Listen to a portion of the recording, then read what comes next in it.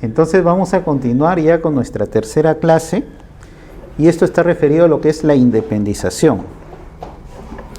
Entonces ya en una oportunidad conversamos, ¿no?, que por el derecho de propiedad uno tiene un poder jurídico sobre el bien, ¿no?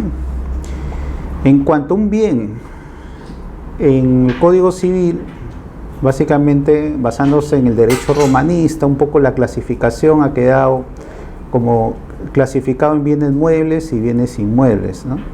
Y dentro de los bienes inmuebles tenemos a los predios. Entonces, y en referencia a los predios, ¿qué nos dice el Código Civil en referencia al derecho de propiedad? Dice, el derecho de propiedad está supeditado a los límites superficiales del terreno, ¿no?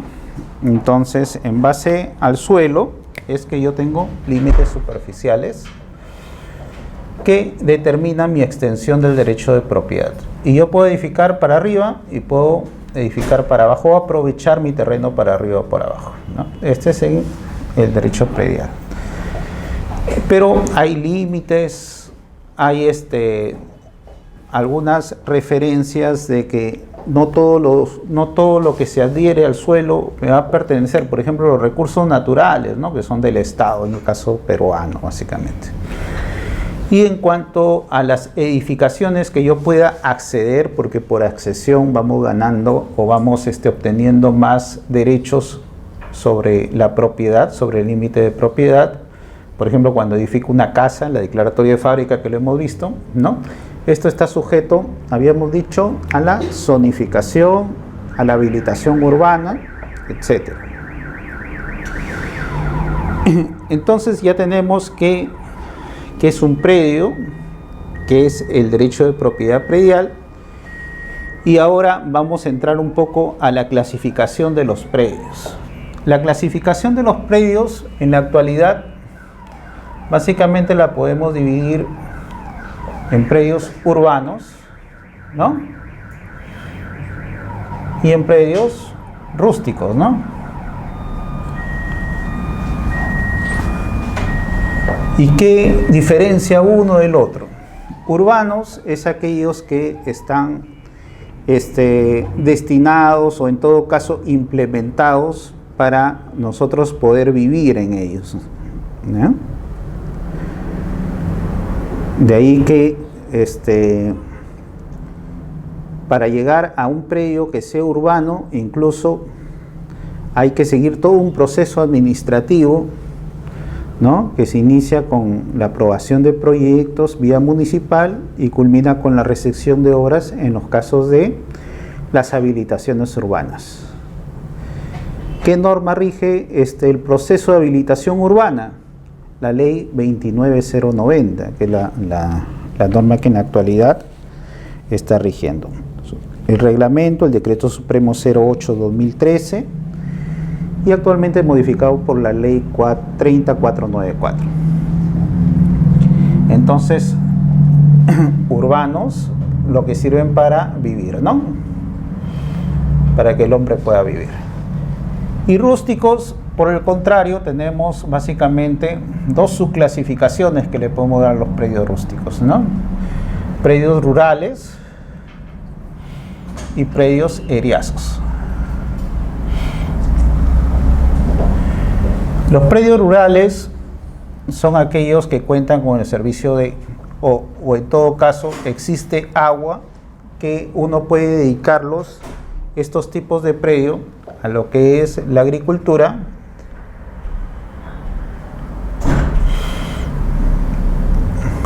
o a la ganadería, ¿no?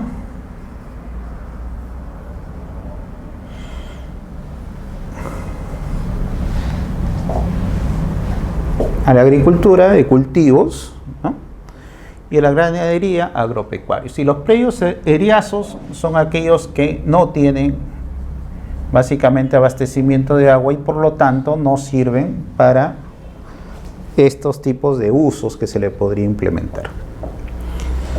Entonces, urbanos que hayan pasado por un proceso de habilitación urbana, ¿no?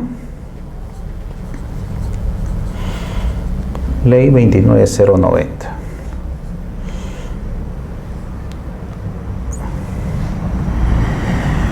Ahora también hay predios que no necesariamente ya han sido habilitados, pero en todo caso se encuentran dentro del proceso de expansión urbana, ¿no? Donde hay proyectos por los cuales en un futuro se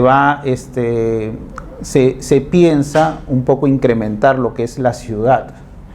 Y estos proyectos están denominados como áreas de expansión urbana, ¿ya? Expansión urbana.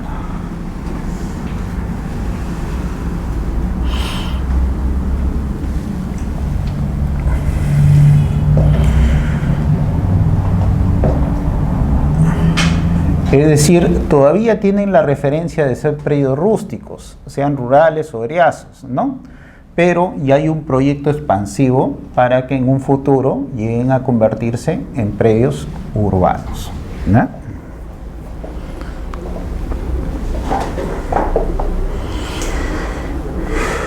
De ahí vamos a ver por qué entonces en cuanto al proceso de desmembración o independización van a intervenir diferentes instituciones fiscalizadoras en cuanto al uso que se le va dando a cada uno. Por ejemplo, en el ámbito urbano, ¿quién sería el competente en los ámbitos urbanos? Las municipalidades, ¿no? Las municipalidades. En el ámbito rural, agrícola o rural, ¿no? Ministerio de Agricultura puede ser, ¿no? Actualmente descentralizado por los gobiernos regionales, ¿no? Y en el ámbito eriazo, la SBN, ¿no? Que en representación del Estado es el que va a organizar todos estos predios. Como no sirven ni para la agricultura ni para la ganadería, el mismo Estado es el que va a participar en estos procesos y lo hace por el ente rector, ¿no? La Superintendencia de Bienes. Entonces, de ahí viene un poco nuestra referencia de quiénes son los organismos que van a hacer el control de este proceso de distribución, ¿no? Dígame. El predio urbano era el Ministerio de Vivienda, ¿no? En los orígenes sí, el Ministerio de Vivienda lo regía. ¿Ya?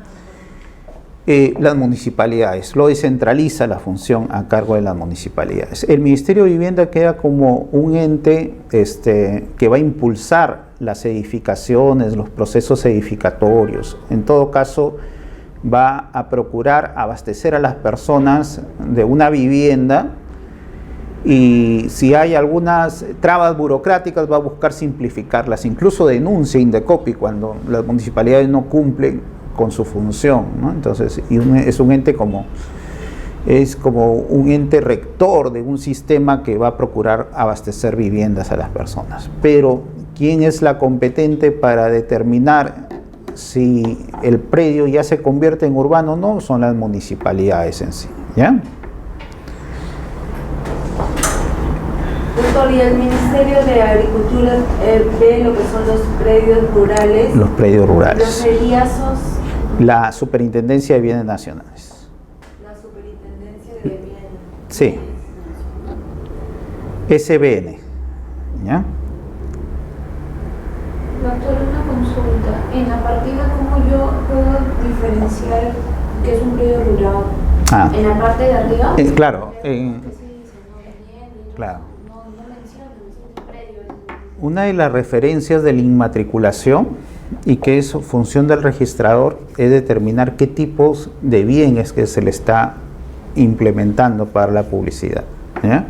Y de ahí pues que en la descripción del predio comúnmente va a aparecer si es predio urbano, predio rural en sí. Ahí es donde va a aparecer. Que no siempre se da, sí, no siempre se da, ¿no? Pero uno hay que hacer entonces el estudio ahí de matrices. Si ves que es un lote y manzana y que se ha desmembrado de una partida matriz, y en la matriz tú encuentras la habilitación urbana inscrita, quiere decir que es un predio urbano. Es importante no solo por su naturaleza, sino que a nosotros los abogados nos interesa para ver qué normas aplicamos, porque son diversas normas conforme el tipo de bien que nos encontremos. Doctor, ¿y lo que son los predios rurales y eriazos, necesariamente son los que comienzan en P0? No necesariamente, no necesariamente. Los que empiezan en P0, esos son los que pertenecían al registro predial urbano, ¿ya? Que dentro del proceso de formalización, por ejemplo, ¿no? Por ejemplo, en los predios rurales, en un tiempo había un programa especial de titulación de tierras, el PET que se llamaba, y era el órgano que saneaba. Eso pasó después al COFOPRI, y el COFOPRI trabajó pues con el registro predial urbano, ¿no? Con un sistema ya un poco abastecido por el Banco Mundial, con unos proyectos de titulación. Dentro de ellos empezaban con los asentamientos humanos o las zonas marginales, y de ahí se expandieron pues a los predios rurales en sí. Cuando se expandieron a los predios rurales, hubo ciertos problemas que hicieron que ellos retornen al órgano rector, que era el Ministerio de Agricultura, y actualmente ya está descentralizado, y por eso se crean los gobiernos regionales. Entonces los gobiernos regionales en la actualidad son los que manejan estos predios rurales, ¿ya? Dígame, no, dígame al revés. ¿Y en el caso de ENACE solamente era para predios urbanos? Claro, porque ahí habían programas de viviendas, ¿no? Entonces ahí ya el Estado es que abastecía la edificación y adjudicaba.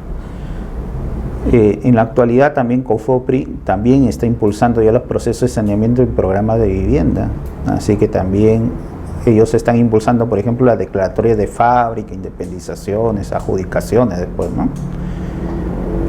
Y esa es su función en la actualidad, porque ya va a dejar incluso ya los predios urbanos también ya va a dejar de verlo, porque ya eso ahora es un órgano asesor de las municipalidades que se encuentran en el órgano de saneamiento, y ellos ya se van a dedicar exclusivamente a eso, ¿no? Entonces COFOPRI era para predios tanto urbanos como rurales en un tiempo, sí. Solamente eran urbanos, en programas de vivienda, ¿eh?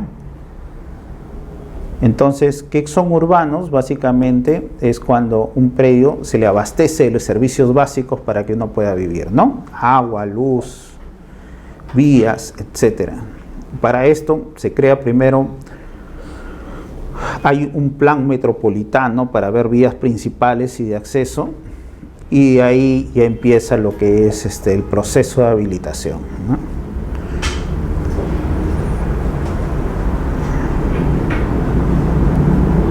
Entonces, nosotros por el principio, ¿se acuerdan de los principios registrales? El principio de especialidad, ¿no? Es uno de los principios que permitía la labor a efectos de la labor registral, a efecto de brindarle una publicidad adecuada. ¿Y cómo lo hacía? En base a un bien, a una persona o a un acto o derecho.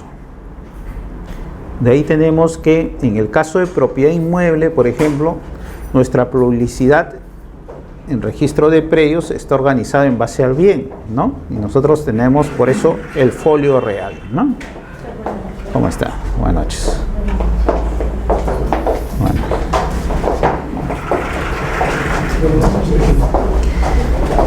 Y el folio real permite que por cada predio, ¿no?, se aperture una partida registral, ¿ya? El primer acto, ¿cómo lo habíamos denominado? ¿Se acuerdan? El primer acto, cuando el predio por primera vez se inscribe en registros, inmatriculación, ¿no? Y ahí vienen los actos posteriores, que básicamente ya es la segregación que se da. Entonces, la inmatriculación es la incorporación de un predio, ¿no?, que es una especie de un bien inmueble, ¿no?, que en la clasificación de bienes habíamos hablado, por la cual se incorpora a registros, la inmatriculación, ¿no? Por eso, cuando ustedes les hagan referencia, y de ahí que sigue en registros, de ahí sigue las independizaciones. Entonces, la independización se dice que básicamente es un acto netamente registral, originado por diversas causas, ¿no? Podría ser segregaciones, subdivisiones, ¿no? Establecimientos de regímenes de reglamento interno, lo que hemos visto en la clase pasada, los procesos de habilitaciones urbanas, las parcelaciones. Entonces, diferentes actos que van a conllevar a que registralmente se acojan estos actos o hechos extrarregistrales, pero que se acojan en el ámbito registral con el término de independización. Entonces, si por ahí en una pregunta del examen le dicen, ¿y cómo se denomina el proceso por la cual se incorpora una subdivisión, una segregación material a registros? Ustedes ya saben que es independización. ¿La independización es un acto registral? Sí, es un acto netamente registral, ¿ya?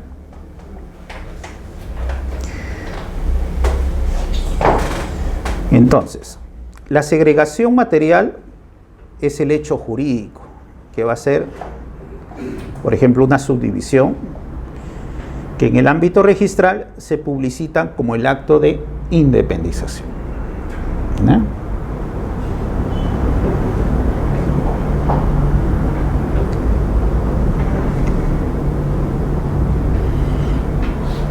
Y hemos visto que básicamente con la independización lo que se va a buscar es dar el segundo acto, y por el principio de especialidad habíamos dicho, por un predio, ¿no?, que se incorpora por primera vez a registro, se inmatricula, ¿no? Inmatriculación. Principio de especialidad. En el ámbito peruano, folio real. ¿Qué significa? Que por cada predio se va a aperturar un número de partida registral, ¿no? O partida electrónica, como actualmente lo conocemos. Pero cuando se produce una subdivisión material, entonces el segundo acto viene a ser la independización. Estas dos porciones de terreno se van a subdividir materialmente y van a generar dos nuevas partidas, ¿no?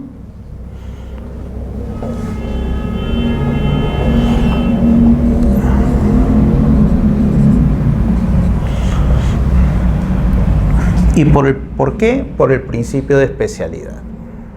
Porque no puede, al haber la segregación material, no podría ambos predios estar contenidos en una misma partida. Lo que se busca es que por cada predio exista una partida registral, ¿no?, por el folio real.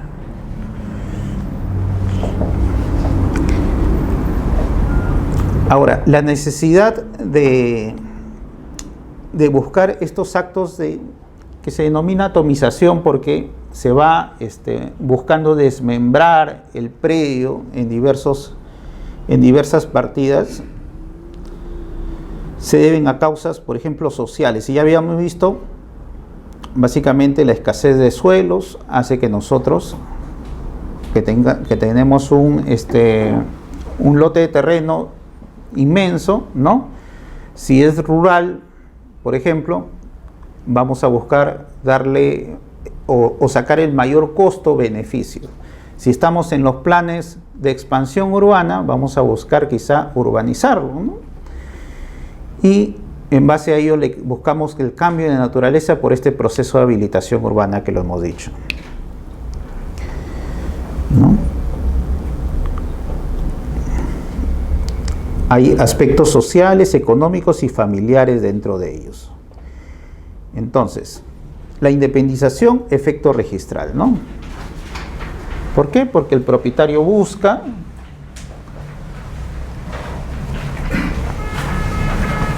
el Código Civil, en el caso de copropiedad, siempre busca disolver la copropiedad porque no es beneficioso, ¿no? Salvo este tipo de copropiedad especial cuando existe regímenes, como hemos visto.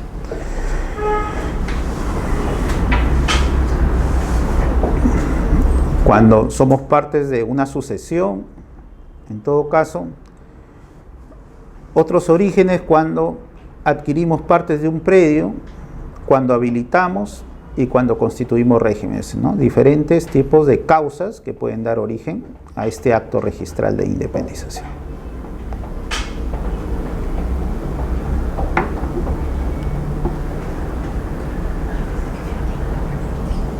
¿Qué pasó?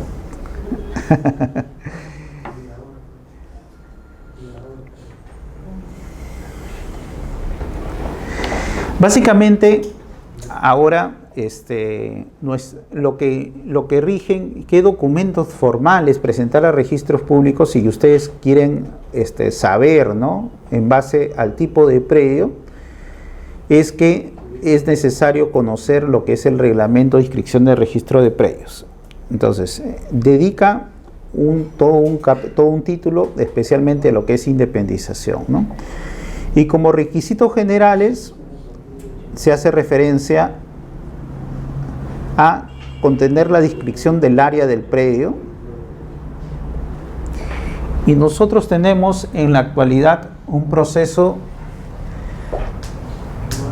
de descripción perimetral, ¿no?, donde tenemos que hacer referencia de los linderos y medidas perimétricas. En la actualidad es nuestra forma de ubicar los predios y describirlos.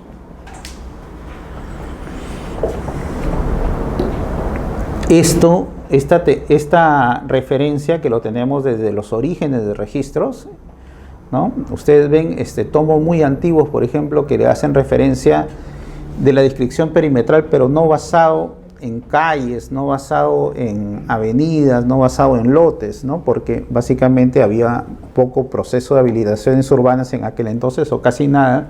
Entonces se basaba más que todo en formas de identificar la ubicación del terreno conforme la descripción perimetral, ¿no? Decían, por ejemplo, al costado de una acequia, frente a un camino carrozable, ¿no?, a la espalda de la piedra angular, al costado izquierdo de la familia Sánchez. Y esa era la descripción que teníamos, ¿no? Las medidas también eran, pues, medidas que no conllevaban mucho, en la actualidad, más precisión en cuanto a la medida, porque no era la medida que nosotros conocemos ahora de decimal, ¿no?, sino eran por fanegadas, por ejemplo, ¿no?, pasos, a paso de caballo hablaban, entonces, y ese era el tipo de medidas que había. En la actualidad, esta descripción perimetral y de áreas ahora se va, o poco a poco se piensa también ir saliendo. Entonces, en un futuro nosotros vamos a tener los CUC, ¿no?, como única identificación de los predios, que también vamos a tener una clase de los CUC, que es el Código Único Catastral. Entonces vamos a hacer, al igual que los predios rústicos que se identifican por códigos catastrales, los predios urbanos también van a tener en un futuro ese tipo de identificación. Pero en la actualidad estamos todavía en un sistema mixto, porque poco a poco se está implementando la referencia de inscripción de los CUP al registro de predios. Entonces, en la actualidad sí es exigente como requisitos generales por lo menos el área y la descripción perimetral con sus linderos, ¿no? Y en caso exista copropiedad, como acá sí tenemos una referencia de que al atomizar, al dividir, al desmembrar un predio, estamos disponiendo de él porque ya no va a tener las mismas características que originalmente tenía.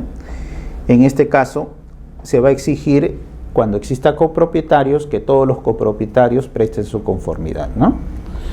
Y así lo establece el artículo 59, el reglamento de inscripciones de registro de predios, por si acaso, ¿ya? Del reglamento de inscripciones de registro de predios. Dígame. ¿Esas empresas solicitud tienen que estar adecuadas por un abogado?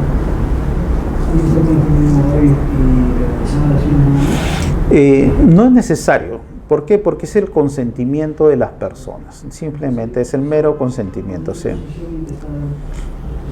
¿Puede hacer eso? ¿Los completar todos? Claro. Lo que pasa es que en estos procesos depende el origen que va a dar mérito a este proceso de independización registral. Por ejemplo, si es en una zona urbana, ¿quién sería el competente? Habíamos dicho, la municipalidad, ¿no? Entonces se sigue el procedimiento administrativo y la municipalidad emite la resolución de subdivisión, ¿no? Con el FUE y los anexos respectivos. Entonces, en base a ello puede hacer que uno de los copropietarios haya iniciado el trámite ante la municipalidad. A nivel registral, simplemente va a bastar el consentimiento de los demás copropietarios con un documento privado con firma legalizada. Nada más esa es la formalidad que se le va a pedir, ¿eh?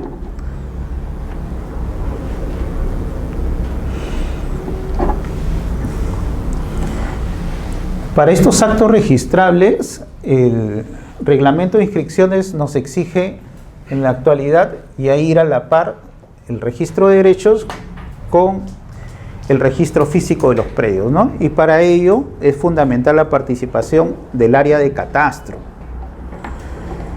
Ya habíamos dicho que en registros públicos tenemos una oficina denominada catastro,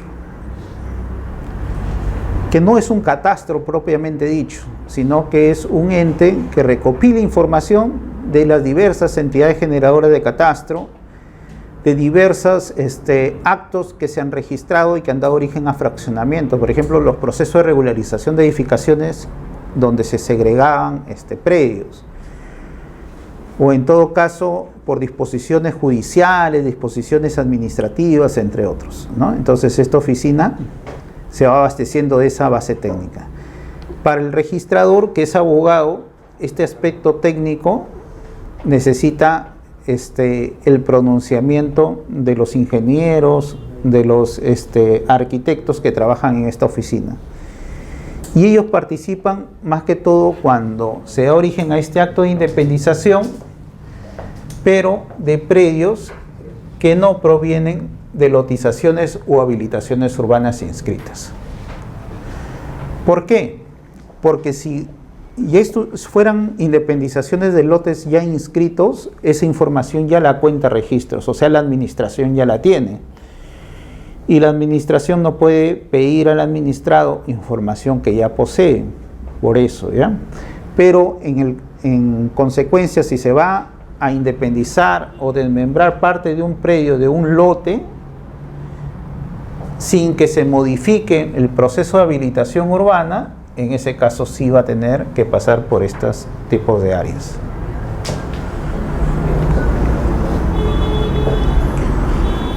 Acá tenemos, por ejemplo, en inmatriculaciones sí o sí, los registradores llevan al catastro el expediente para que sea elaborado.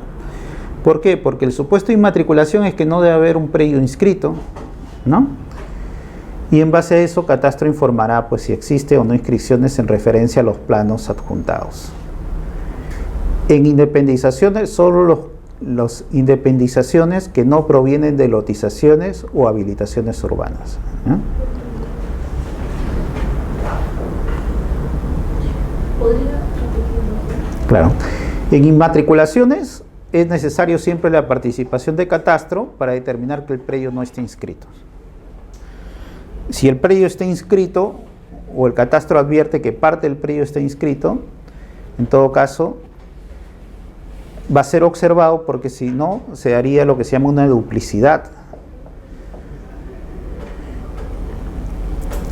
Y la duplicidad de partidas en verdad atenta contra el fin que persigue el registro, la seguridad jurídica, porque tenemos dos personas amparados por los efectos de la publicidad jurídica registral, ¿no? Y creados por el mismo registro que inscribió. Entonces, por eso es que en la actualidad ya se exige eso. Para independizaciones, siempre y cuando no provengan de habilitaciones urbanas o lotizaciones.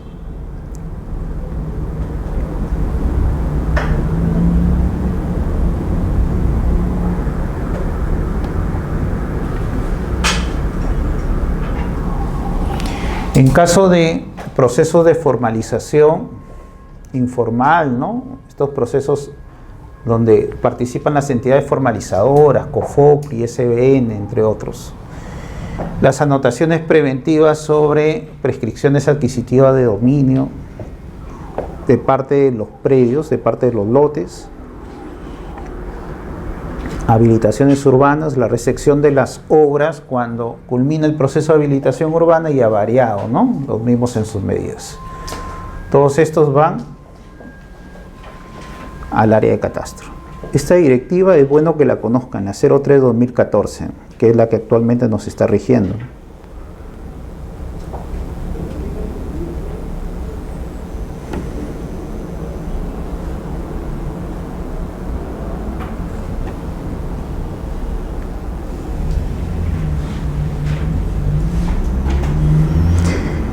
El artículo 59 del Reglamento de Inscripción de Registro de Predios, ¿no?, nos hace referencia de un supuesto por el cual Catastro puede hacer que no tenga información técnica en su base de datos gráfica, ¿no? ¿Por qué? ¿Por qué se puede dar esto? Cuando registro surge, habíamos visto que registros inscribe derechos, y la parte física de registros no era tan relevante, ¿no? 1888. Entonces tenemos varias inscripciones que no poseen los títulos archivados planos o bases gráficas. O en todo caso los planos que poseen pues son rudimentarios, no tienen referencias en cuanto a las ubicaciones, ¿no? Lo que ahora se pide, las UTM, la georreferenciación, entre otros. En aquel entonces no lo exigía. Entonces, en base a eso, a veces la oficina de catastro se ve un poco impedida de darte una información o brindar el apoyo técnico que el registrador le requiere. Pero el reglamento ha optado por lo más sano, pues que si la administración en sí no posee esa información, eso no es culpa del administrado y no se puede transferir o transmitir a la administración al administrado los defectos de su propio hecho, ¿no?, que ellos mismos lo han originado. En ese caso, simplemente el registrador va a continuar con el proceso de independización y en todo caso lo hará en referencia a la partida que se indica.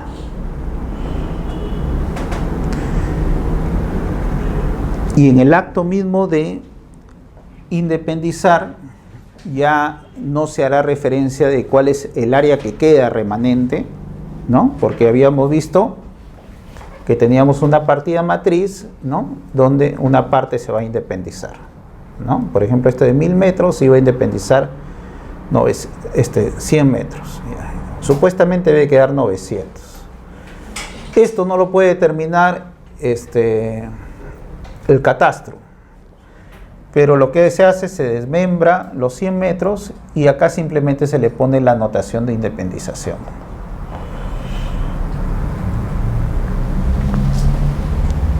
Entonces, como le digo, no se transmite esa carga al administrado y se continúa con el proceso de independización, ¿no?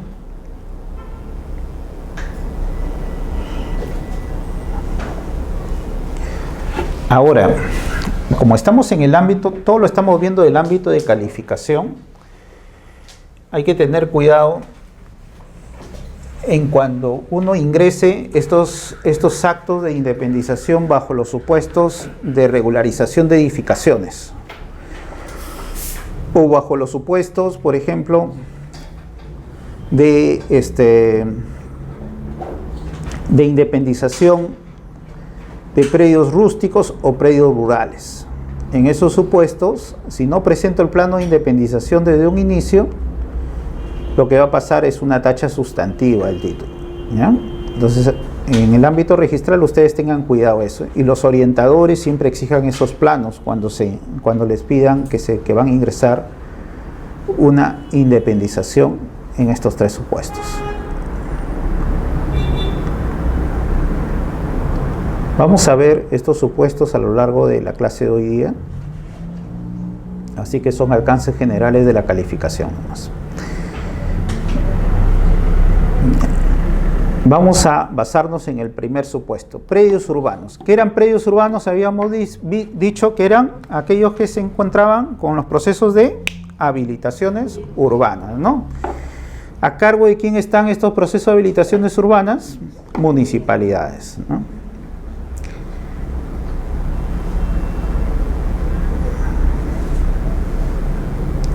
Ahora, dentro de estos procesos de independización que se pueden dar en predios urbanos, puede ser que se independicen simplemente terrenos, o terrenos con algunas partes construidas o inmuebles construidos en sí. Son 3 supuestos que se pueden dar en predios urbanos. ¿Qué es necesario en cuanto haya edificación para independizar? Tener como acto previo declarar la edificación no es necesario, por si acaso, ¿ya? No es un requisito exigible, salvo cuando se establezca reglamentos internos, porque ahí hemos visto que el acto previo era la declaratoria de fábrica para inscribir lo que es el reglamento interno, ¿no? Entonces, en estos supuestos, la autoridad municipal viene a ser el órgano fiscalizador. ¿Qué documento formal te van a exigir en registros públicos? El Formulario Único de Habilitaciones Urbanas, o FUO, con su anexo F, las bases gráficas, los planos de subdivisión visados por la municipalidad, ¿no? En el caso que se encuentren con una base gráfica catastral a nivel municipal, el código catastral, y en todo caso siempre la firma o el consentimiento de todos los copropietarios, ¿no? Y ahora vamos el por qué. ¿Por qué creen que la municipalidad es el órgano competente para predios urbanos?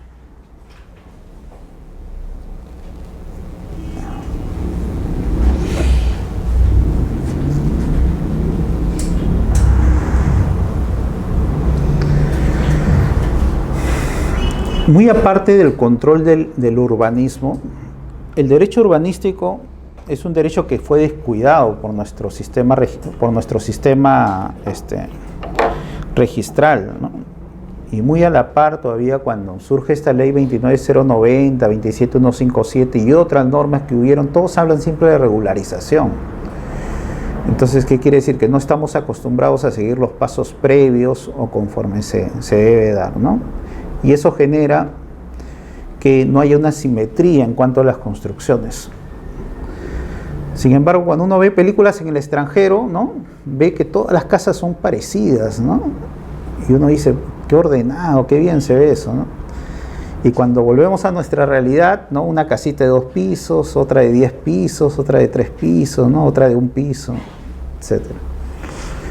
Incluso a nivel municipal también hay ciertas dificultades para dar consentimientos a ampliaciones de fábrica, ¿no? Entonces, si eres un vecino que tienes tu lotecito y quieres construir un 3er piso, quizá tengas problemas ahí para que se pueda ampliar, porque dicen, no, hay que cuidar la densidad habitacional, ¿no? Hay que tener cuidado con eso, hay que ver las estructuras, entre otros. Pero por ahí alguien le presenta un proyecto inmobiliario y no sé cómo al vecino de frente le dan para que construyan varias torres, ¿no? Y a mí no me dejaron construir mi piso superior. Básicamente, el urbanismo ya es una tendencia que va poco a poco y se va incrementando o se va haciendo conocer en el aspecto municipal. Entonces, actualmente ya tienen que ver también conforme al tipo de suelo, qué tipo de zonificación, qué tipo de edificación tienen que tener, ¿no?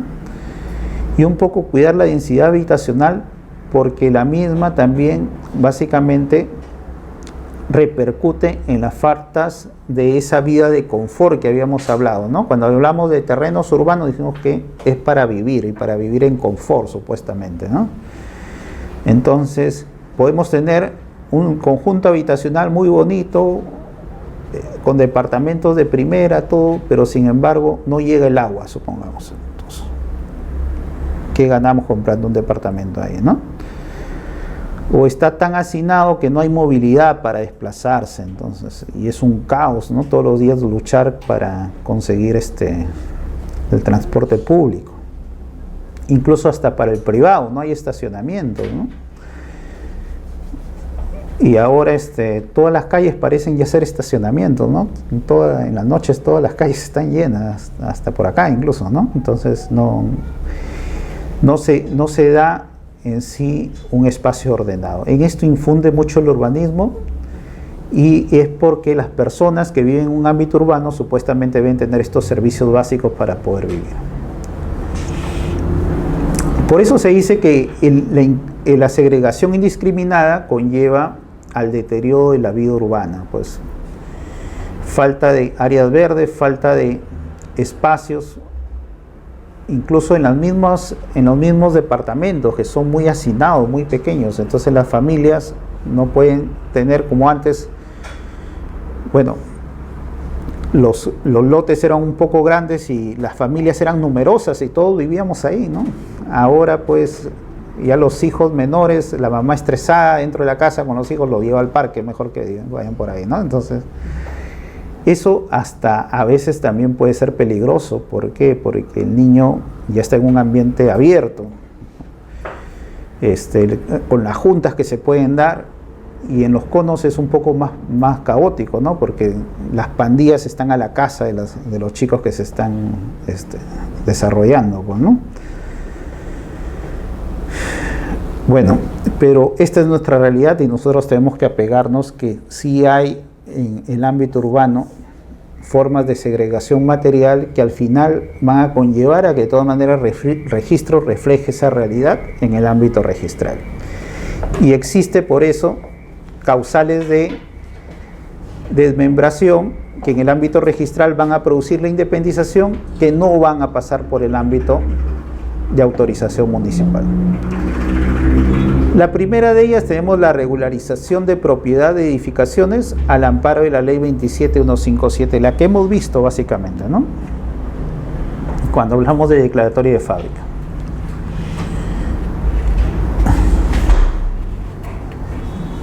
La segregación en referencia a la propiedad horizontal o regímenes análogos. Cuando hay propiedad horizontal, ahí el control previo municipal ha sido para la licencia de edificación. Lo que un poco desnaturaliza esta licencia es cuando dentro del reglamento implícitamente se cambian los usos por los cuales se le dio la licencia de la construcción, ¿no? Entonces se te dio una licencia para que tengas por ejemplo, una edificación multifamiliar y lo dedicas todo a comercio, conforme a tu reglamento. Entonces ahí también se desnaturaliza la referencia de este control municipal. Otro tipo es cuando registralmente se produció hace unos años una acumulación de predios y ahora se pide retornar de nuevo mediante la desacumulación. Entonces se dice que si antes ya estaba independizado es porque ya la municipalidad había dado esa referencia de que los predios estén independientes y guardaba el área del lote normativo de aquel entonces.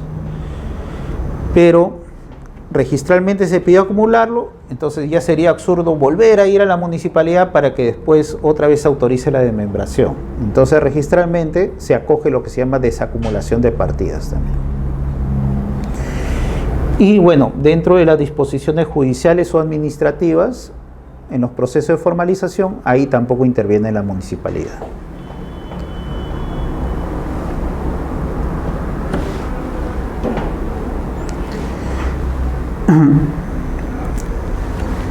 Y esto lo comentamos la clase pasada cuando vimos reglamentos internos, ¿no? Decimos, el acto previo para inscribir un reglamento interno era que se inscriba la fábrica. Pero había un supuesto de excepción. Cuando la municipalidad autoriza que un terreno sea independizado o subdividido tipo quinta, en este caso por excepción, simplemente se inscribe el reglamento interno sin requerir como acto previo inscribir la declaratoria de fábrica. Este es un supuesto de excepción, ¿no?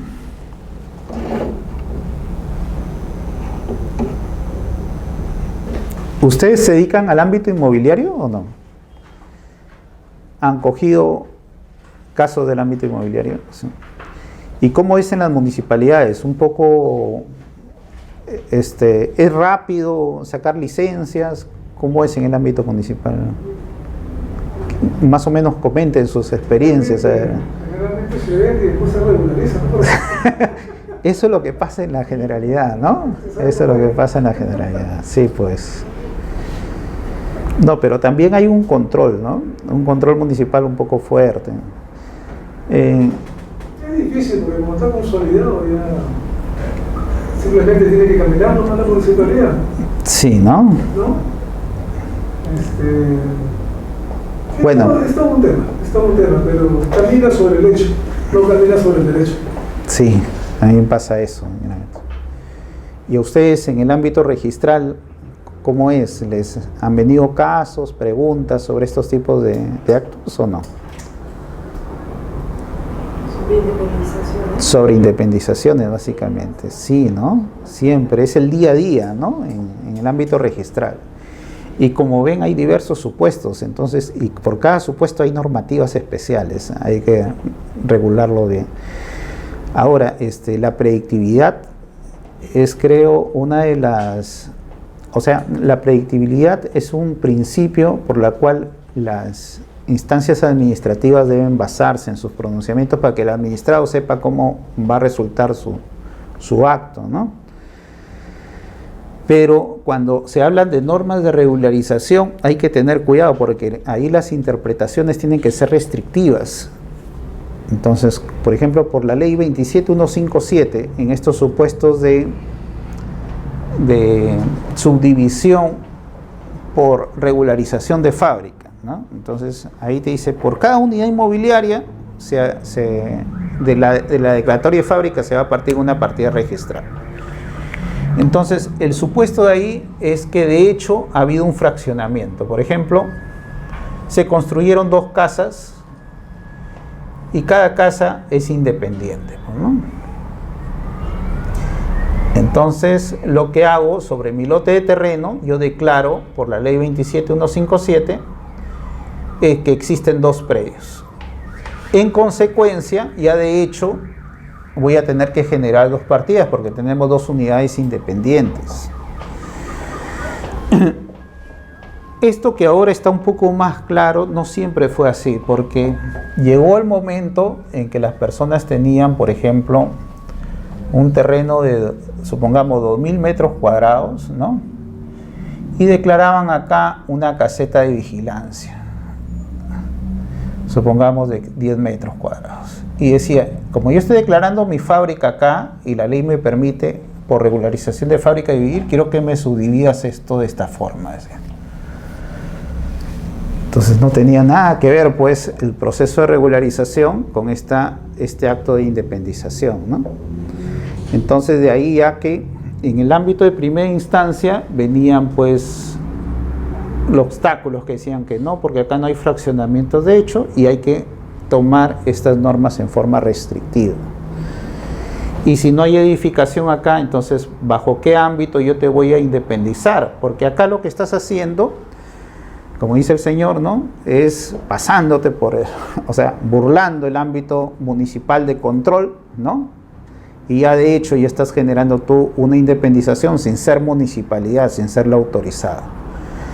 Y esto conlleva que haya más densidad, porque va a haber por cada lote va a haber más familias, ¿no? Entonces estamos hablando por lo menos 4 personas. Y donde antes vivían 4, ahora van a vivir, pues, ¿no? 40 personas. Entonces hay que tener cuidado con eso. En el ámbito notarial también, ¿no? Participa el notario en esto. Por ejemplo, los notarios, para estos tipos de proceso de regularización de edificaciones, ¿no? De la 27157, por ejemplo, tiene que ser un notario dentro del distrito judicial, dentro de la provincia, ¿no? Para el ámbito de las prescripciones adquisitivas que dan origen a estos tipos de desmembraciones también, ¿no? El notario debe constituirse en el predio. Entonces también el notario participa activamente en esta... Él tiene que constatar que en verdad se haya producido ese fraccionamiento y que esa parte se está ocupando en referencia a todo lo demás, ¿no? Entonces, sí participa en estos procesos.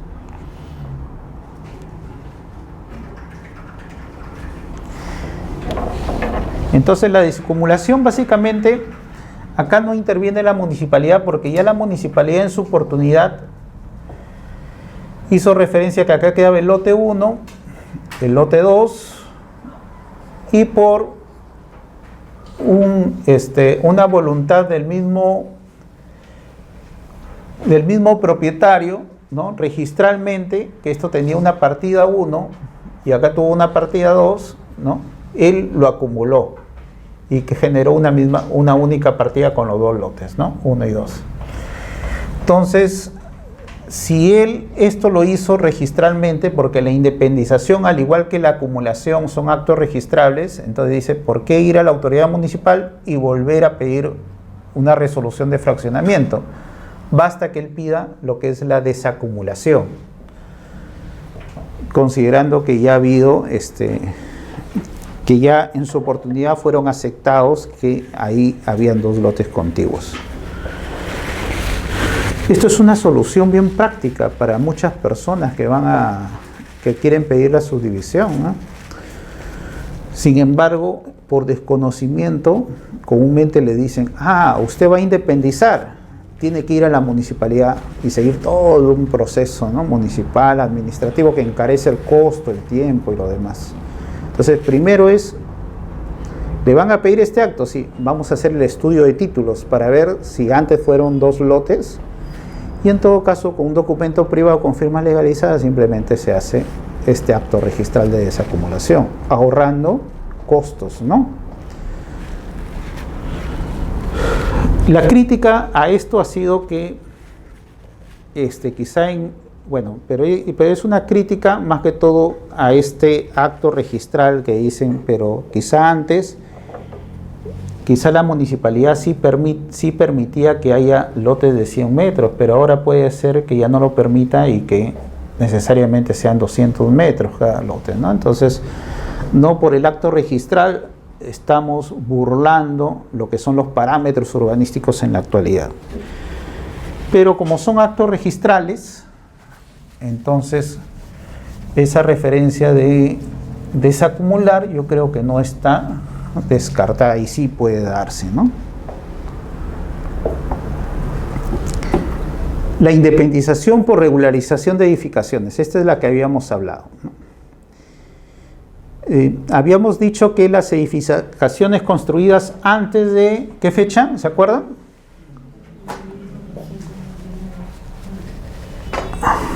La norma sería el 20 de julio, ¿no? El 21 entra antes del 20 de julio del año 99, ¿no? Uno podía regularizar edificaciones y ya no lo hace por intermedio de la municipalidad, sino por intermedio de un verificador responsable, ¿se acuerdan, no?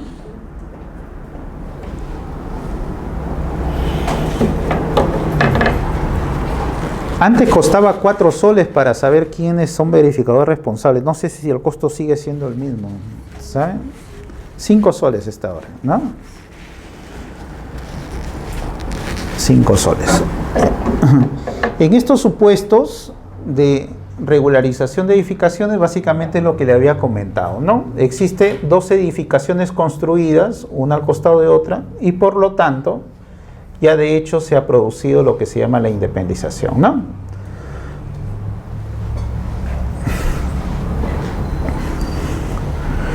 En el ámbito de las partidas con el P01, P02, que habíamos hablado del registro predial urbano, hay que tener cuidado en estos tipos de subdivisiones o desmembraciones, porque para hacer estos procesos, ¿no?, participó lo que es la Comisión de Formalización de la Propiedad, ¿no?, COFOPRI.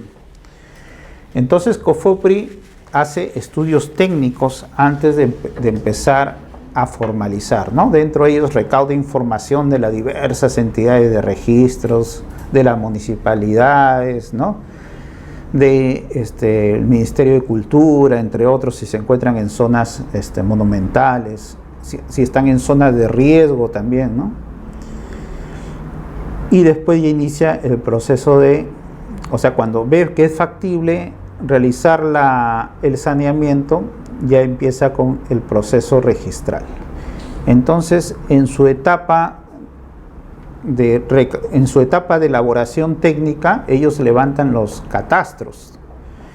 Y el COFOPRI sí es una entidad generadora de catastros, o sea, ellos van, miden los lotes y determinan la medida de cada lote para elaborar sus PTL, o plano de trazado y lotización, ¿no? Que eso es recogido por registros públicos. Entonces, en estas partidas de acá, comúnmente uno va a encontrar en el asiento 1 que hay un PTL, o quizá hay una modificación a lo que es la habilitación urbana como fue originalmente en la matriz, y por ahí se está modificando, ¿ya? Entonces, cuando les pidan estos actos de independización por la ley 27157, verifiquen en estos supuestos de estas partidas que empiezan con PO, ¿ya? Si es que en el asiento 1 hay alguna modificación del PTL o hay una creación recién del PTL, entre otros aspectos. Porque si ya esto fue más o menos en el año 2000, 2001, 2002, y ya COFOPRI había determinado la medida del lote, que era de, supongamos, 200 metros, ¿no?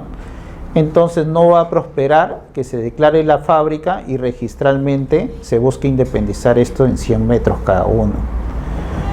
Porque sería una información no coherente, ¿no? Que en el año 2001, 2002, digamos que el predio, ya COFOPRI, yéndose al predio, ha determinado que es de 200 metros y después por un proceso de declaratoria de fábrica por regularización se diga que en el año 1999 o antes había ya de hecho 2 lotes, ¿ya? Entonces ahí no habría adecuación con los antecedentes registrales. ¿Me entienden eso o no me entendieron nada y se quedaron en la luna? No. Ya, entonces, cuando ustedes le vengan y le digan, quiero regularizar mi fábrica, y ustedes ven, empieza P01, ¿no? Que significa que es del norte, ¿no? P02 del este, P03 del sur, ¿no? Esto es de registro predial urbano. Permítame la partida, ¿ya? Cogen la partida y ustedes ven el asiento primero. Y ven, acá dice plano de trazado y lotización. Y dice el área del lote y cuánto mide. ¿Qué año se efectuó esto? Ustedes tienen que ver. Que acá se ha modificado la habilitación urbana. Que acá se está elaborando la habilitación urbana. Y ven, este es del año 2000, año 2001. No le va a prosperar esta independización. Eso es lo que tienen que decir, ¿ya? Quizás sí la declaratoria de fábrica, pero para independizar va a tener que ir usted recurrir al ámbito municipal.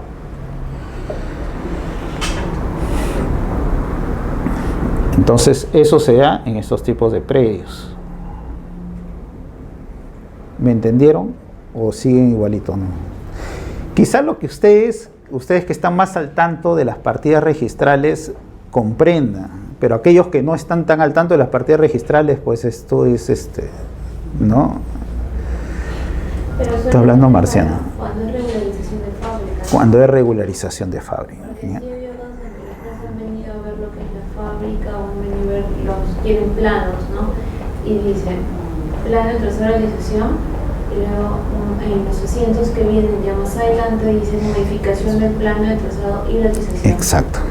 Sí. Entonces por eso hay que tener cuidado. Eso de plano de trazado y lotización y modificación tiene su año por el cual fue elaborado por COFOPRI, ¿ya? Y si ahora le dicen, ahí quiero aprovechar la regularización para subdividir, ustedes ya van a saber, en la subdivisión no va a prosperar, pero sí solo en la fábrica nomás. Hacen referencia a eso, ¿ya?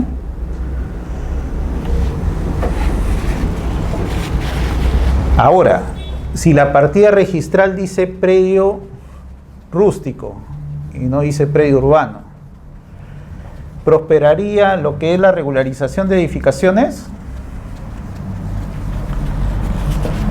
En la clase pasada dijimos que la regularización de edificaciones se daba en predios urbanos, ¿no? Urbanos, de hecho, ya declarada la habilitación urbana, con estudios preliminares y construcción simultánea, que es la aprobación de los proyectos en la primera etapa, o en todo caso que se encuentren en zonas urbanas consolidadas. ¿Qué son zonas urbanas consolidadas? Aquellos que ya cuentan con servicios de agua, luz, transporte y servicios por lotes individuales. Entonces, si ustedes ven que en la partida registral no dice que es predio urbano o no está inscrita la habilitación urbana, todavía no lo den por descartado. Ahí tienen que decirle al usuario, tráeme el certificado de parámetros urbanísticos y edificatorios. ¿Se acuerdan que le dije que es el certificado que permite ver que el predio se encuentra en una zona de expansión urbana, ¿no? Y justo para que se dé este tipo de fraccionamientos se pide también este certificado de parámetros urbanísticos.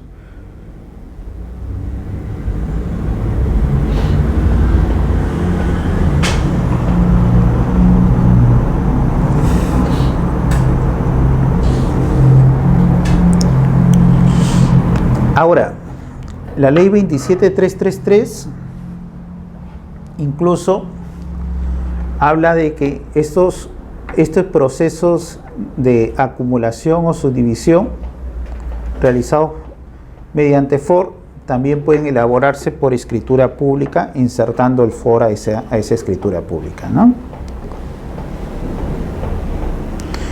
Y básicamente determina, por si acaso, en estos procesos de regularización, la municipalidad no interviene para nada.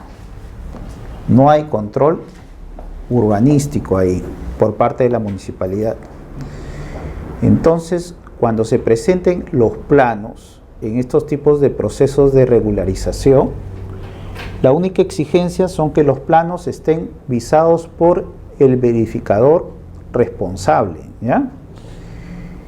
Y si por ahí en el ámbito registral alguien le observa y le dice a ustedes, no, tiene que traerme con la visación municipal, ustedes le hacen referencia, un momentito le dicen, ¿no? El artículo 4 de la ley 27333 hace referencia que acá, para acumular o subdividir, no es necesario seguir un trámite administrativo municipal.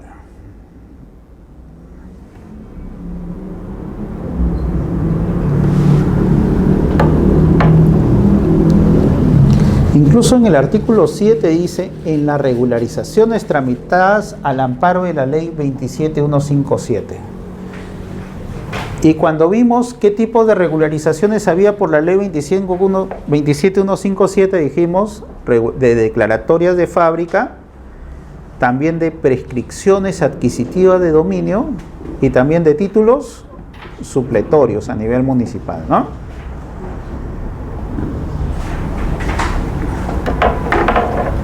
Y bajo este alcance es que el tribunal registral ha dicho, incluso cuando estamos ante un trámite de saneamiento de dominio, ¿no?, que sin embargo en la vía judicial sí se exige que esté visado por la autoridad municipal, ¿no?, incluso en estos procesos de prescripción adquisitiva de dominio vía notarial, basta la visación del plano por el verificador responsable. Claro que ante el notario sí, el notario le va a pedir que tenga con la autorización municipal, ¿no? Porque la exigencia es para el registro, no es para el notario.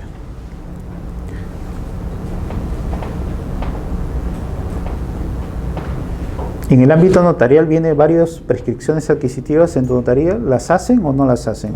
No las están haciendo. Sí, pues.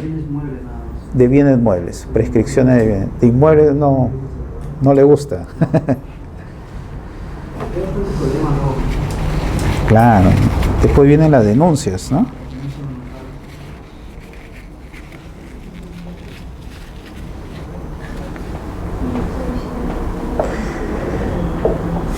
En el ámbito notarial, por ejemplo, si el notario a cargo de estos procesos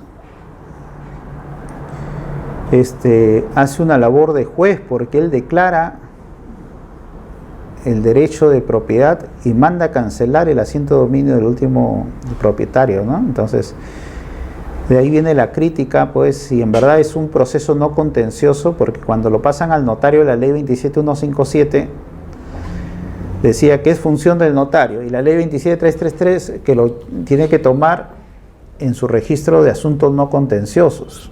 Entonces, pero la prescripción adquisitiva de dominio, ¿es contencioso o no contencioso? De ahí viene la pregunta, ¿no? ¿Qué opinan ustedes? ¿Es contencioso o no contencioso una prescripción adquisitiva de dominio?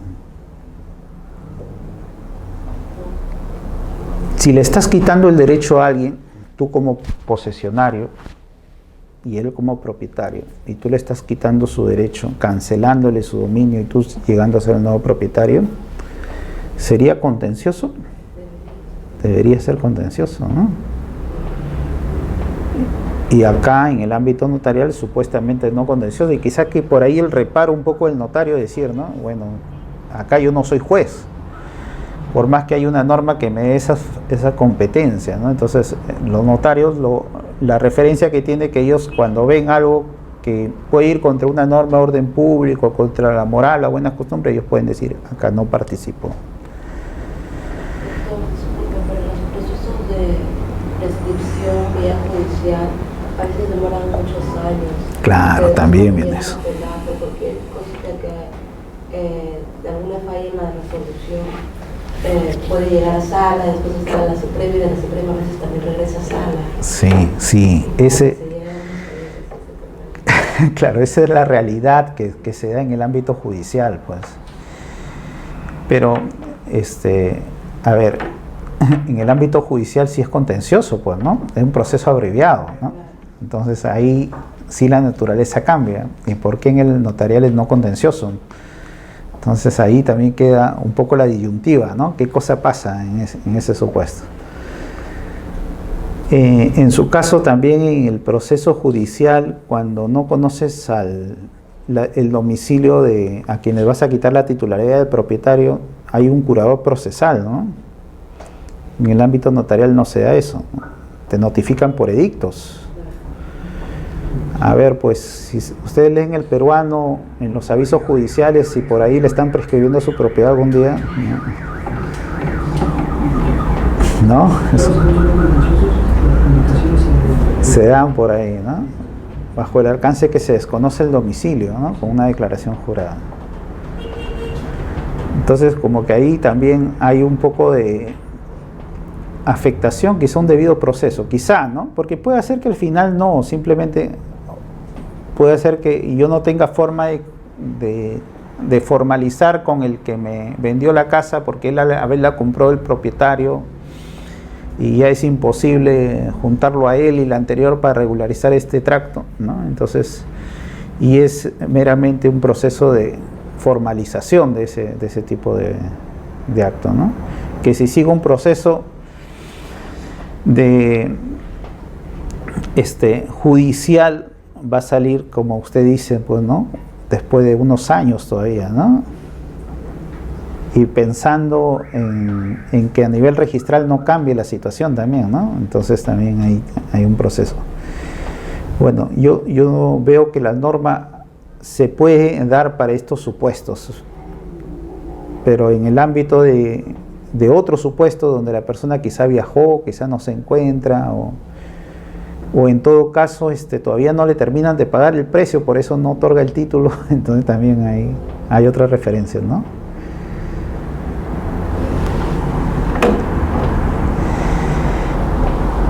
Acá en el control municipal, como es obviado, tampoco existe el control en referencia al área, a los frentes mínimos que deben tener estos lotes.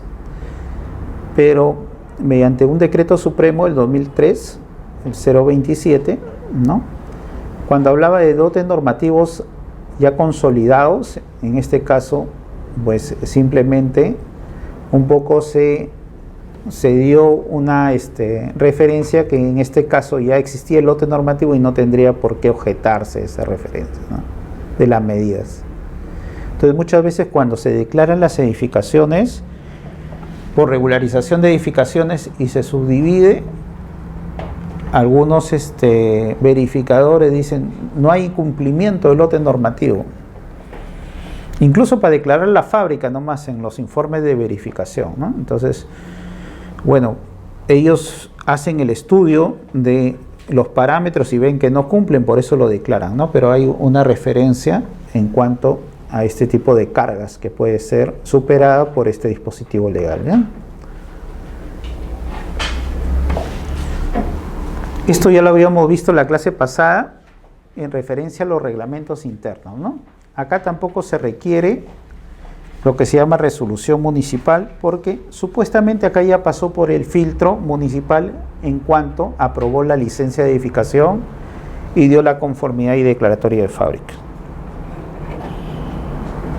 En el ámbito administrativo municipal, uno pide la licencia, ¿no? Y se inicia el trámite administrativo en sí, ¿no? La licencia es el permiso o autorización que te da para edificar.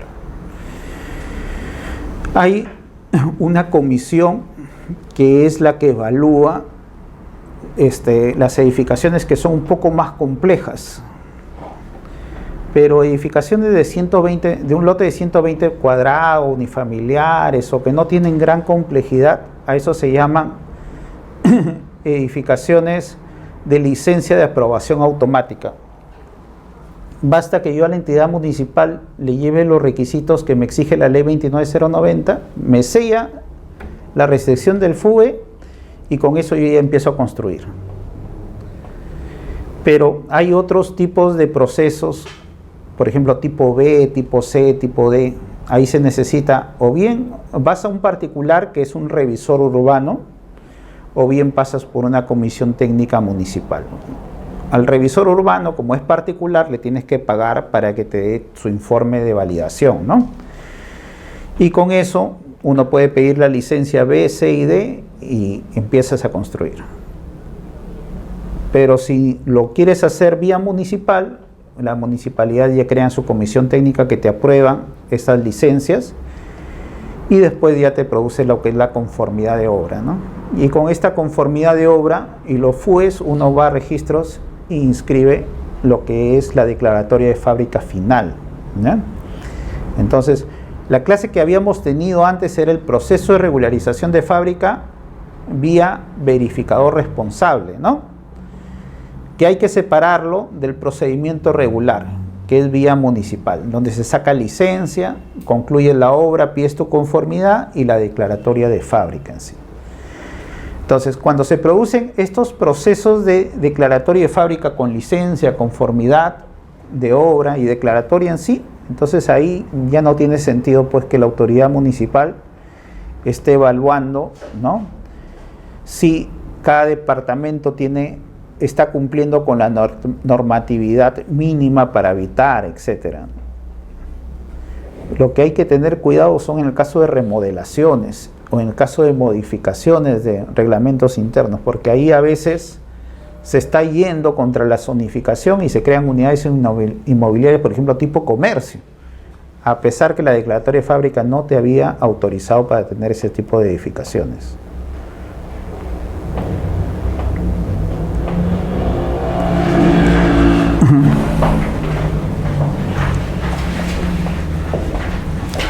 Bajo el supuesto de estos reglamentos internos, uno, su departamento de 100 metros cuadrados, ¿no?, le puede hacer una pared y puede dividirlo en 2 mini departamentos. Y para eso, simplemente lo que hago es modifico el reglamento interno.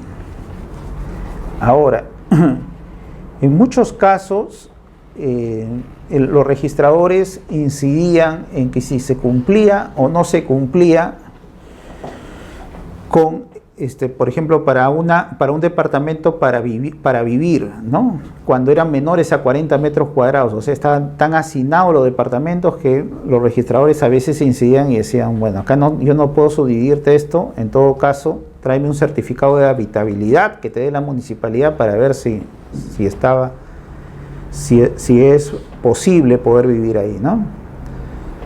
Pero en la medida que si la modificación de fábrica también fue aprobado vía municipal, el tribunal ha dicho que en ese caso el registrador ya no es necesario meterse en esos supuestos, ¿no?, porque ya la municipalidad aprobó esa modificación, ¿no?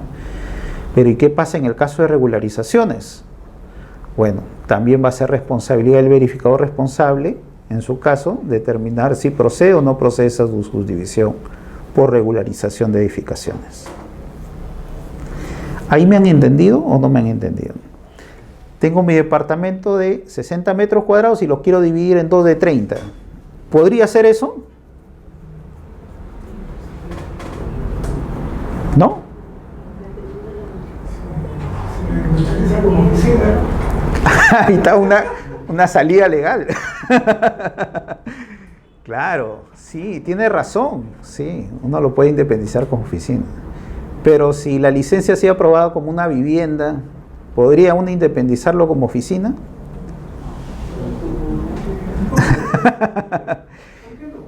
Exacto. Eso es lo que piensa la mayoría de personas. Dice, pero ¿qué problema hay? Lo voy a empezar como oficina. No, lo que pasa es que la oficina...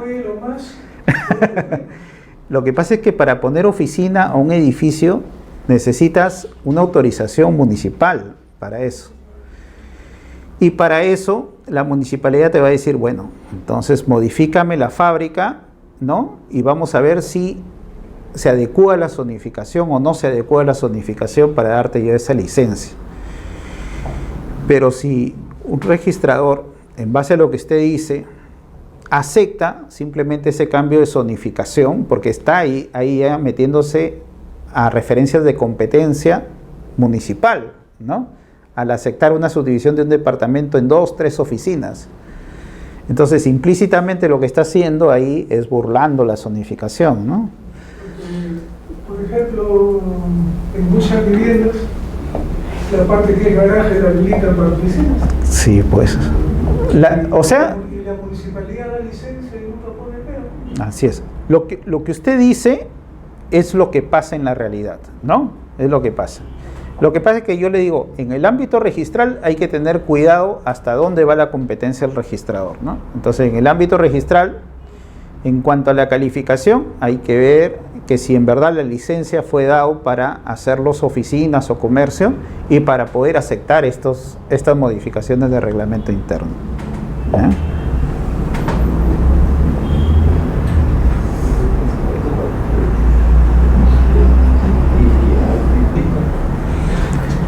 Y muy buena salida esa oficina, de almacén también, ¿no? Almacén, cuartos, depósito.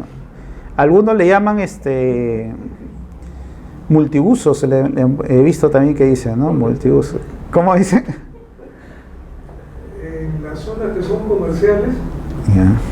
o que han sido viviendas, incluso las mismas empresas o cadenas de boticas ¿Ya? ¿Cómo no? han alquilado, y por ejemplo hay personas, una cadena por ejemplo, 160 puntos de venta, y haciendo un estudio no convenía cargar renta, y de repente era parte de la inversión para poder posesionarse, digamos, con más tranquilidad en el mercado, adquirir como compra y arrendarlo a sí mismo a la empresa con otra persona jurídica. Ajá. Y eso se ha dado generalmente en viviendas. Entonces se ha dado una consolidación de puntos de comercio, y estamos en el tema porque el propietario, al ver que la cadena o que X le cancela hasta un sobreprecio con la finalidad de en el tiempo tener la rentabilidad, entonces comienza a generar más espacios que también ya él se motiva a venderlos. Así es. Y viviendas terminan siendo toda la parte del primer piso y aún el segundo piso, de repente oficinas para fotógrafos, contadores, odontólogos, y se acabó la vivienda. Sí. Ahora también, eso depende de la municipalidad que tanto facilita eso, porque yo también conozco algunas... Y generalmente los que hacen ese trabajo son los notarios. Sí. Sí. Yo también conozco algunas municipalidades que no otorgan, por ejemplo, licencias a farmacias en calles, ¿no? Tienen que estar dentro de un local comercial o dentro de una zona comercial, o un gran mercado que le llaman, para poder poner esos puntos de venta, ¿no? Y bueno, ahí también se genera toda una problemática, ¿no? Que quizá estas farmacias alquilan viviendas, pero al final terminan solo pagando el alquiler, pero nunca van a pagar, nunca obtienen la licencia, ¿no?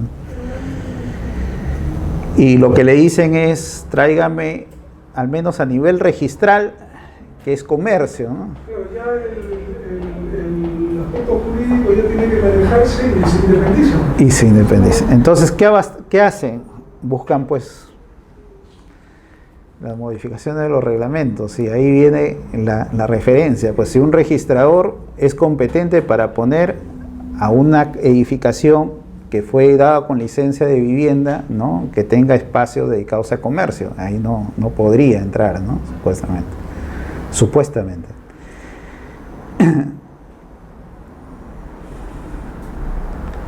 Entonces vemos que esto va a la par también con estos tipos de autorizaciones municipales, pues el ámbito registral, ¿no? Las municipalidades dicen, si registro lo aprobó, yo te doy la licencia. Y el registrador dice, si te da la licencia a la municipalidad, yo apruebo el acto. Entonces ahí también llega el entranque entre ambos, ¿no? El mismo Estado es el que a veces anuda la cosa ahí.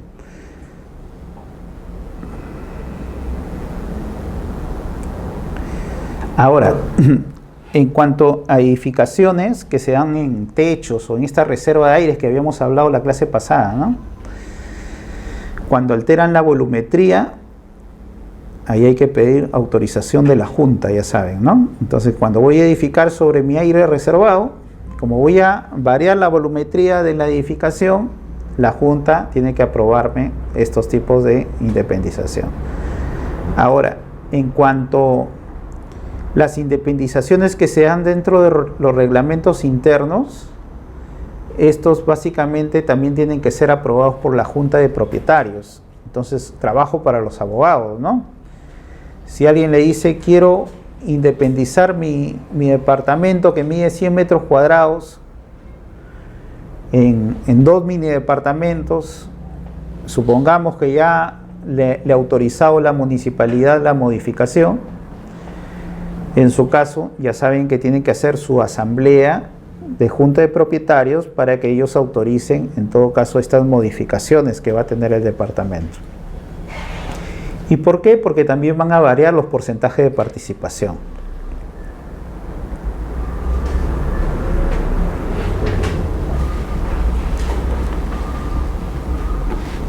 Entonces, acá tenemos, por ejemplo, el 0,35, ¿no? En caso de acumulación, división e independización, la recomposición de porcentajes se hace sumando y detrayendo los porcentajes que corresponden a su unidad. Entonces, ¿qué hace el interesado? Yo con mi departamento de 100 metros voy y pido a la Junta de Propietarios, voy a modificar esto, ¿no? Y yo, bueno, me robo los gastos. Ahora, esto de acá lo tengo que hacer siempre y cuando en el reglamento interno no exista cláusulas denominadas de autorización previa, ¿no? Y es que mediante una directiva dada el 2008 por SUNAR,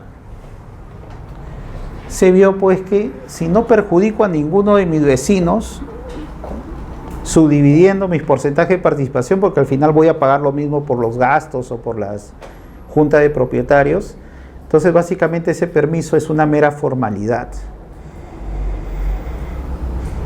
Y en base a eso se dice que si hay una cláusula expresa que permite en sí este consentimiento y no perjudico a ninguno de mis vecinos con ello, entonces no es necesario realizar estas juntas. Y para ello nosotros tenemos un modelo, ¿no?, dado por una resolución viceministerial el año 2000. Cuando ustedes quieran elaborar reglamentos internos para edificios, busquen estos modelos. Ese modelo está en internet, 004-2000 MTC, del 15 de abril de 2000, y con ello pueden ver modelos para elaborar reglamentos internos.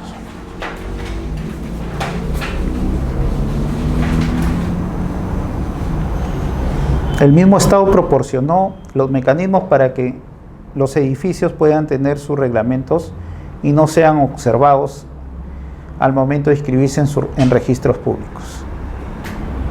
Sin embargo, son observados estos modelos. Parece que se confundieron en algunas cosas. Por ejemplo, confundieron intereses compensatorios por intereses moratorios, entonces a veces también hacen referencia a que hay que modificar ese extremo, y otro que cuando ponen mayoría calificada, ponen mayoría calificada de los que concurren a la Junta y no de todos los propietarios que integran la Junta. Eso también hay que modificarlo, ¿eh?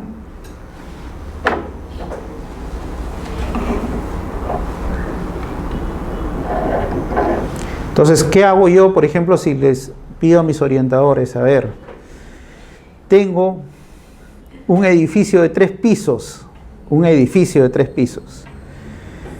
¿Qué régimen me recomiendan ustedes con la ley 27157 que yo lo puedo realizar? ¿Independización o copropiedad o propiedad exclusiva o propiedad común? ¿A qué me recomendarían ustedes?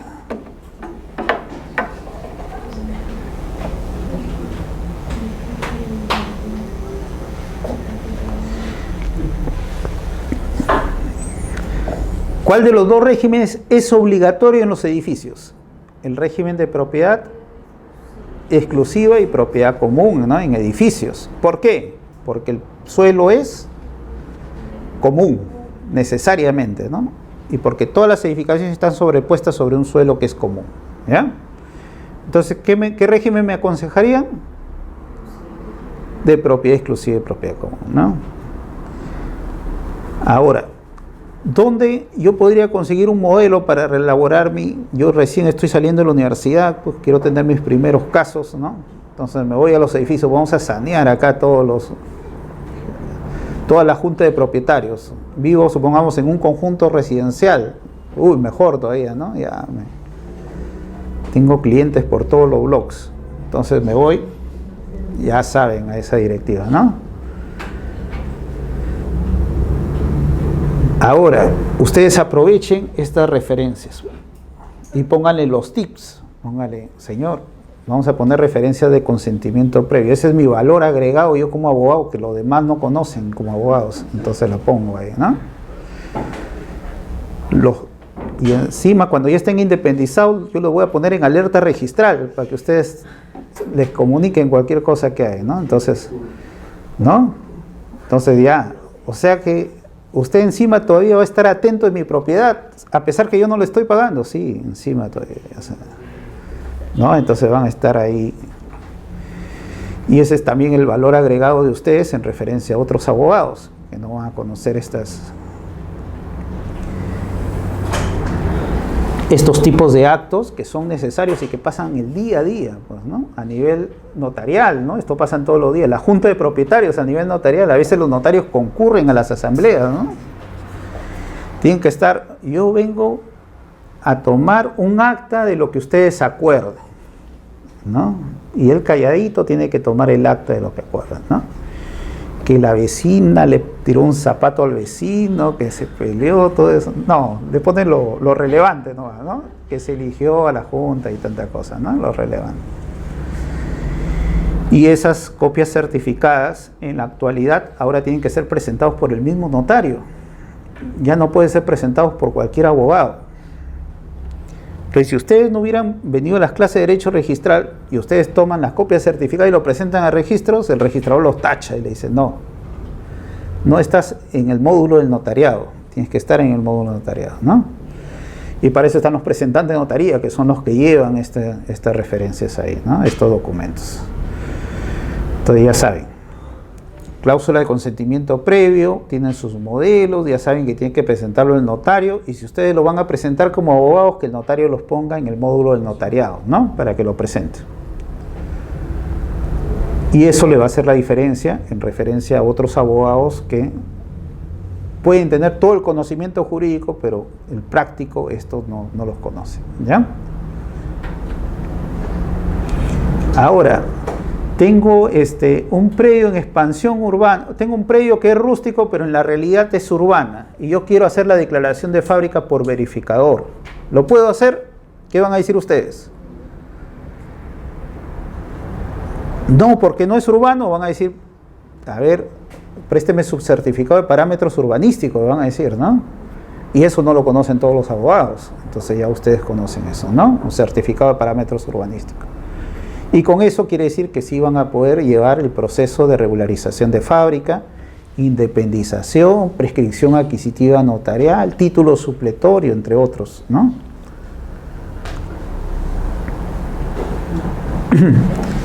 Ahora, los predios de expansión urbana. Cuando clasificamos a los predios, dijimos que eran urbanos y rústicos, ¿no? De los rústicos habían los rurales y los eriazos. Ahora, de los rústicos, podía ser que el ámbito urbano quiera pasar a este tipo de predios rústicos, ¿no? Entonces ya hay un proyecto, ¿ya?, por la cual se ha determinado que van a cruzar vías principales, va a haber servicios en un futuro, ¿no? Eso se llama planeamiento integral, se llama así, ¿ya? Entonces, cuando los predios urbanos, rústicos, llegan a estar dentro de ese planeamiento integral de expansión urbana, quiere decir que son predios en área de expansión urbana. Que a pesar de ser rústicos, sin embargo, la municipalidad, como están en estos supuestos de expansión urbana, sí puede tener competencia. Y por eso las independizaciones acá todavía o también están a cargo de la autoridad municipal, a pesar de todavía no haber culminado el proceso de habilitación urbana, ¿no? Y para este caso ya no utilizan el anexo F, disculpe, sino utilizan el anexo E nomás. Es lo único que cambia a nivel municipal. El FU y el anexo E, ¿no? Y el plano de independización o parcelación en su caso. ¿Me entendieron los que le dije hace un rato? ¿O se perdieron en el limbo? Díganme. Si están dentro del planeamiento integral, a pesar de ser predios rústicos, están en zona de expansión urbana. La municipalidad ahí todavía tiene acogida porque ya estamos hablando que ellos van a dedicarse a este proceso de habilitación, porque ya cuentan con estas implementaciones previas o documentos previos a los procesos de habilitación urbana. Y en estos casos también cabe que la municipalidad consienta lo que es la desmembración material, ¿no? En este caso el registrador realiza la independización y en la partida registral va a dejar constancia de esto. Lo único que falta acá es falta la inscripción del planeamiento integral, pero estamos en un área de expansión urbana, ¿ya? Entonces va a independizarlo y lo que va a hacer referencia es que falta la inscripción del planeamiento integral.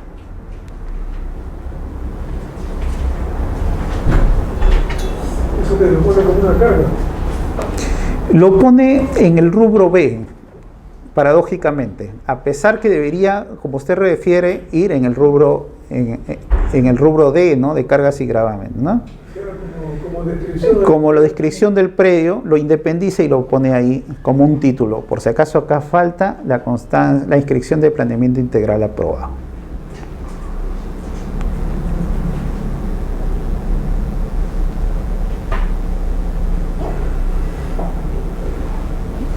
¿Por qué participa acá la municipalidad? ¿No? Su fin es evitar fraudes a la legislación urbanística, básicamente. Doctor, Fraudes a la legislación urbanística.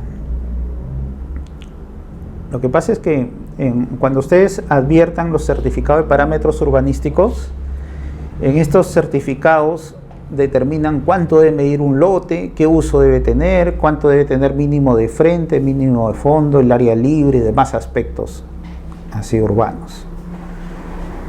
Y eso es lo que va a ir controlando la municipalidad, ¿no? Protegiendo la densidad, protegiendo la función que debe cumplir un área urbana, ¿no?, de vivir adecuadamente.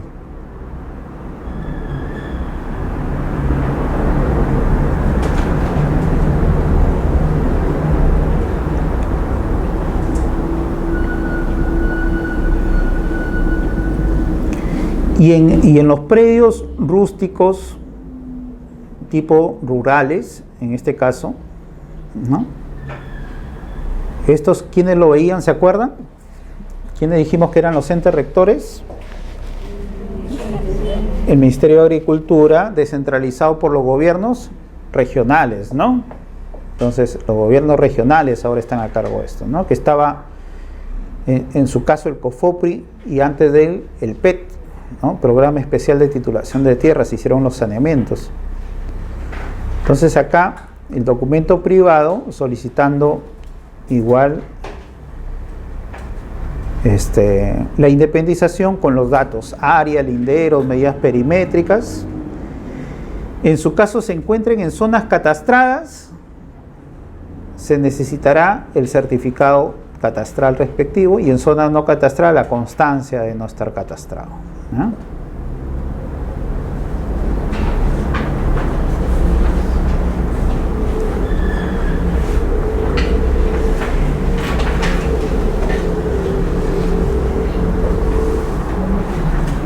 En zona no catastrada, aparte un plano perimétrico con coordenadas oficiales en sí.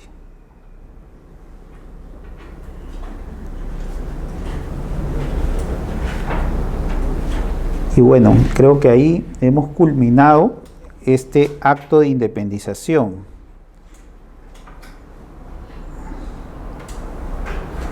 Vamos avanzando poco a poco. El próximo sería acumulación también, ¿no? Acumulación es lo que vamos a ver, porque tiene todas implicancias en la acumulación. Lo que pasa es que ahí, en predios urbanos, lo que te dan es un código, ya que las mismas entidades, en este caso los gobiernos regionales, son los que dan el código catastral, que se llama, ¿no? Ahí sí ya es alfanumérico, ¿no? Igual que como va a ser el CUC en un futuro en las zonas urbanas, ¿ya? Un código catastral. En Lima, por ejemplo, hay una particularidad, porque COFOPRI, toda su información gráfica y toda su información catastral, cuando los gobiernos regionales tomaron competencia, tienen que pasarlo, ¿no?, a los gobiernos regionales para que ellos emitan estos certificados y ellos controlen esta parte de lo que son subdivisiones o independizaciones de predios urbanos, predios rústicos, disculpen. Pero en Lima todavía el COFOPRI lo mantiene, y la Municipalidad Metropolitana de Lima, en el caso de Lima mismo, no solo es municipalidad, sino también el gobierno regional, ¿no? Entonces, acá en estos tipos de independizaciones, vas al gobierno regional de Lima y te dice que la base de datos todavía lo tiene COFOPRI. Y vas a COFOPRI y te dicen, no te podemos entregar esa información porque ya no somos competentes, eso está en proceso de traslado al gobierno regional de Lima. Entonces lo que se está produciendo ahorita es una problemática temporal mientras se dé lo que es este proceso de traslado de información al órgano competente, ¿no? Entonces es una problemática por lo cual está paralizado este tipo de independizaciones de este tipo de predios rurales en Lima metropolitana, ¿no? En provincia no hay problema, porque ahí sí se han dado las transferencias, ¿ya? Bueno, muchas gracias.